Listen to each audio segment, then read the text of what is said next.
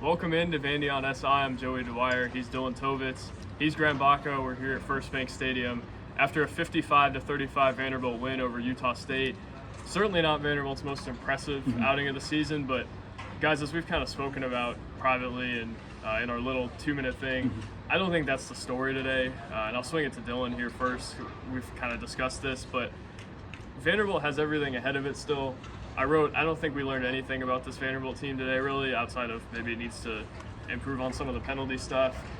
Dylan, the no news today I think was really good news for this Vanderbilt team, and that's kind of my takeaway from today, as bland as it sounds. Yeah, I mean, you nailed it, and maybe this wasn't the dominant 70-point blowout that we saw last week against Georgia State, but Vanderbilt went out there, they took care of business, they did the job, came out of there with a 20-point victory. Did the defense look great? Maybe not. Maybe there's some things to clean up there. Obviously, the penalties you mentioned. But the offense continued to dominate, which I'm sure we're going to get to. But generally speaking, I think it was a good showing. Diego looked great throwing the ball, leading the team, and it was nice to see them face a little of that resistance early on and then bounce back from it. There was really no panic, and I think that bodes well going forward. And obviously, as you mentioned, everything this team still wants to do is out in front of them. They're undefeated now for the first time in 17 seasons since 2008 when they went 6-0, I believe, to start the season. So they're in a great spot, and I think they have higher aspirations, but they're really keeping, and Clark Lee is really harping on that one game at a time mentality, and I think they truly believe it. I don't think it's just coach speak this time. For sure, and you could kind of tell based off the intensity. Marlon Sewell was talking about how they were kind of focused on one thing at a time. Junior Sherrill echoed that sentiment, and Graham, there's a lot to look ahead to. They go to Alabama next week. They could be favored in that game. I doubt it, but they might have a higher AP poll ranking if Alabama loses to Georgia tonight. It's an unbelievable spot where you could look ahead, and really it's a trap team where Utah State isn't good enough to beat Vanderbilt in most contexts. This one it might have been, but Clark Lee said the story today, and maybe this isn't our story, but I think the story within themselves is they faced some resistance early.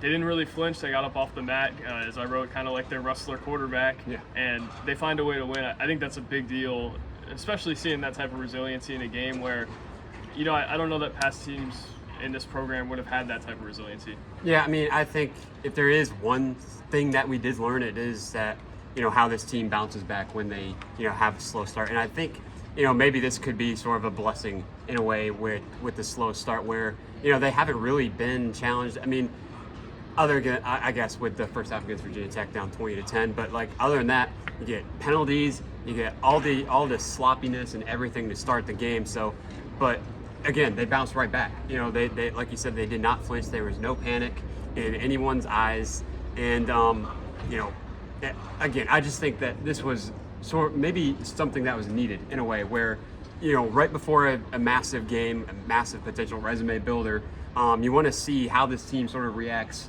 when things aren't going their way. And they weren't going their way for the first 15-20 minutes of the game, and they bounced right back and still came out with a 20-point win, put up 55 on the board still. Yeah, Graham, Dylan, I think today said something about their offense too, and maybe we should have kind of noted this earlier. I think it's interesting though, 55 points today, 70 last week against Georgia State, 45 against Charleston Southern, 44 against Virginia Tech. South Carolina only 31. I mean, 31 points would have been a huge deal for them against a ranked team last year. This year, that was their worst offensive output. I mean, they are a high-powered offense nowadays, and we certainly didn't say that about them last year. We were talking about how they're going to win with long drives, time of possession, no turnovers. That was the only path, and we've spoken about it a little bit, but today really brought home the point for me today where they're playing from behind early, and maybe Junior Sherrill gets keyed in on in the second half. None of it mattered, Dylan. Even the run game maybe wasn't as great as it has been in the past. They still find a way to score 55 points. Yeah, I mean, it's true. And, I said it earlier that if the defense, falters a little bit, I said this, I think, in the pregame, if Utah State is pretty good offense, the defense struggles a little bit, they're going to need their offense to go out there and do that. And you said it, Joey, but frankly, I think the word for this offense so far this season is surgical. I think that's the best way to describe it. Because it looks like whatever they do when they go out there, they're going to have success, whether you're dropping back Pavia and, becoming a traditional shotgun offense, like again maybe they haven't been able to do, they haven't had the luxury to do in past years. Whether they keep to that triple option offense, which we didn't even really see any of today, the zone read, Diego Pavia, Tim Beck style offense, or you're pounding the ball in the rock. It seems like whatever they go to is working, and I think it's a luxury that Vanderbilt hasn't had in a long time, if they've ever had it. But to your point, like, this is no longer like maybe this offense belongs in the SEC. This is an offense that I think we could comfortably say so far has been one of the better offenses in the SEC. And, obviously they will be tested in the next couple of weeks with the Alabama defense, with the LSU defense. But, you think back to the South Carolina game, like, that's a really stout defensive front. Yeah. And, maybe we're saying they only scored 31 points. Like, that is crazy to say that they only scored 31 points. And, even that game, it felt like they could have scored more. They were moving the ball with ease, and, they're staying ahead of the sticks really, really well. And I think that's important.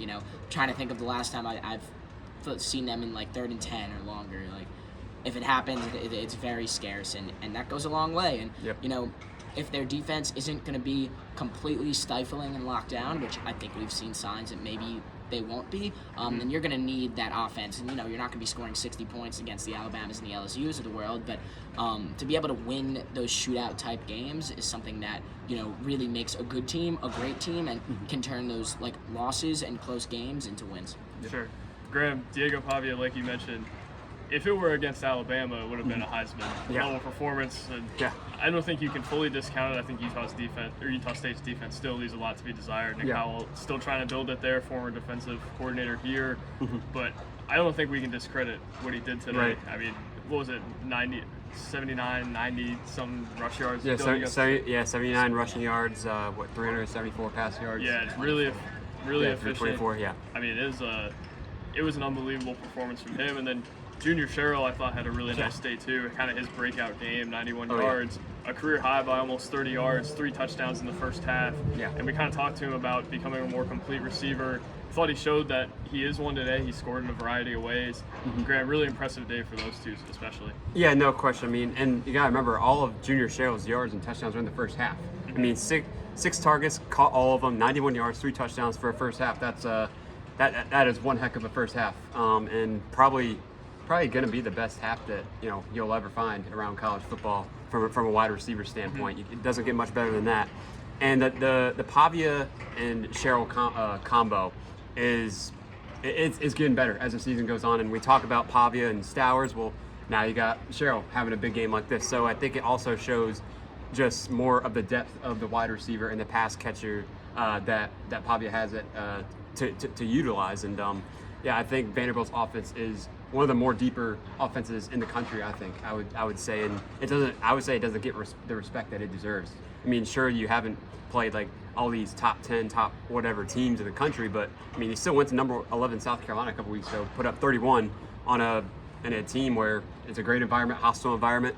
So again, this offense is, as surgical is a great word. I think that's the perfect word for it. Honestly, is that this team just, no matter how, what sort of adversity faces it, they just keep finding ways to score, whether it be Pavia running, Pavia taking over a game, or whether it be Junior Sherrill making big plays, or whether it be the running backs coming up big at times. So the offense can kill teams in a lot of ways, and that's great news.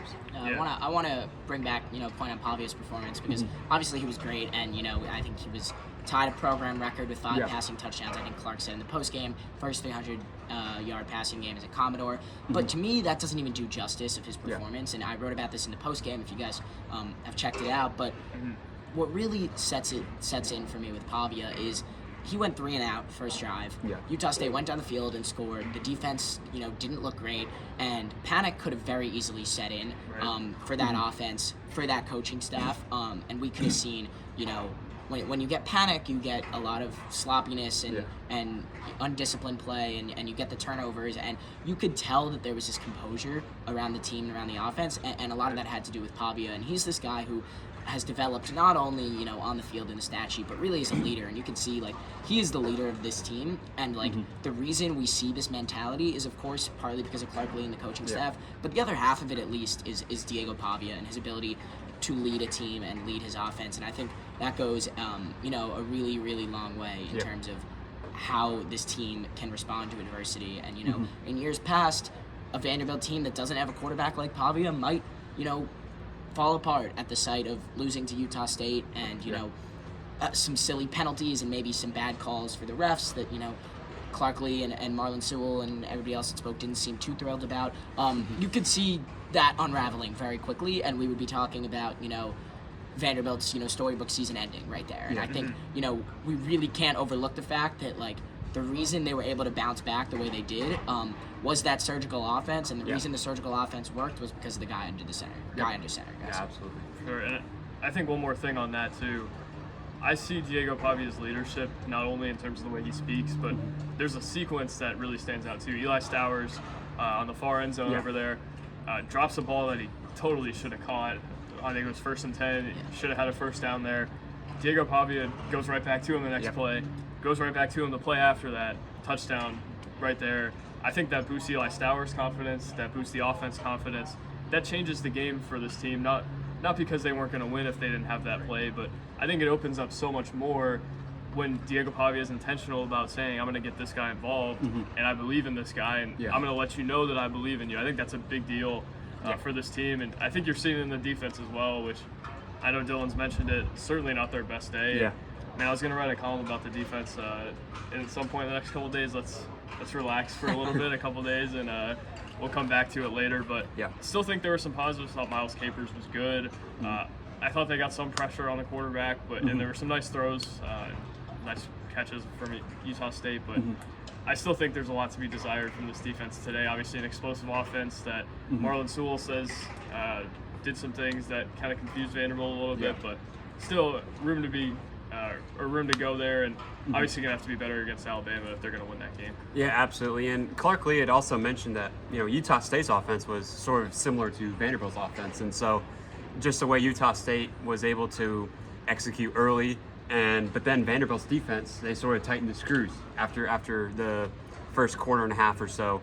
You could tell that Vanderbilt's defense, Marlon Sewell talked about eye discipline, and that honestly, it wasn't that great the first quarter or so. But then once, the game sort of found a rhythm to it after the penalties and after all the sloppiness sort of settled down, and after the crowd sort of settled down, the defense found its groove. They were able to fight through adversity, and they were able to come up with a few stops in a row where Vanderbilt's offense was able to take advantage of that. And Vanderbilt ended up going on a 31-7 scoring run after Utah State went up 14-7. So I think Vanderbilt's defense, it wasn't their best game. I think, and obviously, I think everyone would say that they have room to grow and have room to be better, and they could have been better today. But I think you also have to give them props where it's due in the fact that they didn't completely fall apart as well. Where they were able to keep the offense in the game and keep the team in the game and didn't completely fall apart and give up 50 points or whatever by the end of the night. They're able to come up with the stops that needed in order for the offense to come back, take a lead, and sort of bury them, early on, which I think also is another, element or another data point in terms of the growth that this Vanderbilt team has. Where maybe Vanderbilt teams of the past, you guys kind of touched on it earlier, where Vanderbilt teams of the past, when they get in a situation like this, maybe they'll just sort of fall apart, and we're talking about a terrible loss that shouldn't have happened. But no, this team, defensively and offensively, both showed up and showed out when it needed it most, and fought through the adversity and got the big win. Yeah, and you bring up a good point there with the defense. And I think the other thing is, there weren't that many times where I was sitting in the press box and thinking, what is that guy doing? Or what is happening on defense? I think you do have to give credit to Utah State's offense. I thought the Utah State quarterback and their entire offense, their coach called it a really great offensive game. And I think there were a lot of, well-covered plays that just, went Utah State's way, or a couple really good thrown balls. I think a couple of the touchdowns, there was the one touchdown that was like a breakdown defensively where one of the tight ends was wide open and they were blitzing. The other ones was kind of just good football. So this is, I wouldn't say it's raising that many red flags about this team. If you were going to ask me, which side of the ball is this team's strength? Obviously, we're going to say the offense. I think that's become pretty clear. But I would also be hesitant to necessarily call the defense a liability. And I know on paper, 35 points to Utah State looks terrible. It looks like a complete liability. But I think if you look a little bit closer, you go back and watch the game, a lot of that is, game script. We see last year Vanderbilt holding the ball for a long time on offense, and then there's less possessions for the defense to let up points. Right. So you can't necessarily compare apples to apples just by looking at the total points that Utah State scored. And again, I don't think Vanderbilt defense played a particularly strong game, but I also think Utah State's offense had a good game. And, to your point, Graham, the defense didn't completely collapse, and they got up there and they got a bunch of 3-and-outs. And frankly, the penalties with the safety that maybe should have been a holding, maybe not, and then obviously the block punt that Marlon Sewell said he was 100% sure he got a hand on. That also would take points off the board. So I do think you have to look a little bit deeper when looking at the defensive output, and there are some things they need to clean up. I think Martel Height didn't play as much. We asked Clark about this after the game. I asked Clark about this after the game. I didn't ask it. And whether there was some kind of load management with Martel Height playing in all three phases. He said it wasn't. He said, he'll have to look into it. But Martel is a complete go. And, he's been pretty good, but I think he's still trying to figure out his kind of role in the different phases. But I thought in general, the defense could have been a lot worse when you look a little bit deeper, to your point, Graham. For sure. And I say earlier, that defensive performance was not good enough to beat Alabama. I think at this point we have enough of a body of work here to where we understand that's not their defense, really. I think, you saw it against South Carolina, and obviously Lenore Sellers wasn't out there. Saw it against Virginia Tech. This defense is capable of completely shutting somebody down, or at least severely slowing them down. I think that's kind of my main takeaway from the day as we wrap up here is maybe today wasn't the number one performance this group has had as a whole. Maybe if you're looking at this performance in a bubble, you're saying, I don't know if that's a top 25 team. Guys, we've seen 4 games prior to this where this is a top 25 team regardless of what they did today. They could have won 7-6, and I would have thought they're a top 25 team. I think they have shown us enough to where they go into Alabama, and that's a big game. And it's kind of like the mid-major basketball game you win by 5 points, should have won by 20. The NCAA tournament committee ain't looking at that in March. That's what I look at. College football playoff committee is not going to decide whether Vanderbilt gets in because it won by 20 or 30 against Utah State. That's really the point I have. Guys, any thoughts to wrap up, either of you? I just want to call attention to one more thing with Diego and Clark and the trust that they've built together. I felt like a really good, anecdote with this was what happened at the very end of the first half, where they get the ball back with 20 seconds left, and I think some of us in the press box expected them to just kneel it out for the half. And instead, Clark trusts his guy, Diego, and this goes back to the leadership aspect I was talking about before. I could have said this before if I remembered, but Diego then breaks out a rush for 33 yards, breaks a tackle, makes the right read, and then all of a sudden, Brock Taylor kicks a 46-yard field goal, and you go into the half up 10 and not up 7. And these are the kind of plays that winning football teams make, and I think that just really shows the trust that Clark has in his quarterback and in his team in general. And I think that matters, and that's going to pay dividends going forward as well. That was my only final thought there. My final thought is to scoreboard watch tonight, because I think if Alabama beats Georgia tonight, I think we could be looking at a scenario here after what happened to Florida State last night, where if Alabama beats Georgia tonight, don't be surprised if College Game Day goes to Tuscaloosa next week. We could be covering that, and I think that would be great. But for now, we'll just see what happens tonight. Yeah, for sure, guys. A big game tonight. It's interesting to be covering Vanderbilt and scoreboard watching. I don't know that we've done that a whole lot over the last few years, except maybe NCAA tournament bubble, maybe something with baseball and 1 seeds or something along those lines. But rarely with football. I think a real interesting step there. Diego Pavia said next week, going into SEC environments like that, that's what you do it for. So a big one for Vanderbilt next week, but for now it takes care of business and doesn't take away the significance of the Virginia Tech win or the South Carolina win. Doesn't disqualify them from getting game day next week.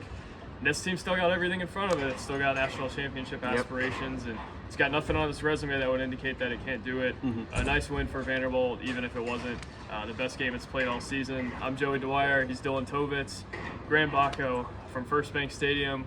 We'll talk to you throughout the week and eventually in Tuscaloosa on Saturday. Thank you guys for watching.